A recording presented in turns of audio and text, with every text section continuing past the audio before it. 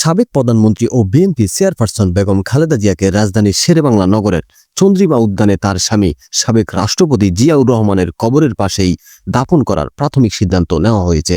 বিএনপির স্থায়ী কমিটির সদস্য সালাউদ্দিন আহমেদ আজ এই তথ্য নিশ্চিত করেছেন। দলীয় সূত্রে জানা গেছে, আগামীকাল বুধবার রাজধানীর মানিক মিয়া এভিনিউতে খালেদা জিয়ার জানাজা অনুষ্ঠিত হওয়ার কথা রয়েছে। জানাজা ও দাফন প্রক্রিয়ার সুষ্ঠু সমাপ্তিতে বিএনপি ইতিমধ্যে অন্তর্বর্তীকালীন সরকারের সঙ্গে যোগাযোগ শুরু করেছে। দীর্ঘদিন ধরে বার্ধক্যজনিত বিভিন্ন জটিলতায় ভুগছিলেন দুইবারের সাবেক এই প্রধানমন্ত্রী।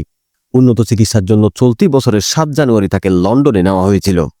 সেখানে চিকিৎসার পর স্বাস্থ্যের কিছুটা উন্নতি হলেও দীর্ঘদিন অসুস্থতা এবং শারীরিক ও মানসিক দখলের কারণে তিনি অত্যন্ত দুর্বল হয়ে পড়েছিলেন।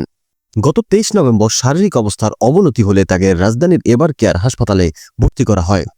1 মাসেরও বেশি সময় ধরে নিবিড় পর্যবেক্ষণে থাকার পর আজ মঙ্গলবার ভোর 6টার দিকে তিনি শেষ নিঃশ্বাস ত্যাগ করেন। ইন্না লিল্লাহি ওয়া ইন্না ইলাইহি রাজিউন। মৃত্যুকালে তার বয়স হয়েছিল 80 বছর।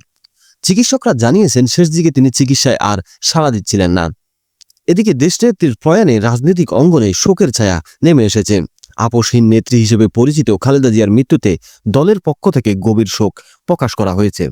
তার বিদায়ের খবরে হাসপাতালের সামনে ভিড় করেছেন শোকাহত নেতাকর্মী ও সাধারণ মানুষ।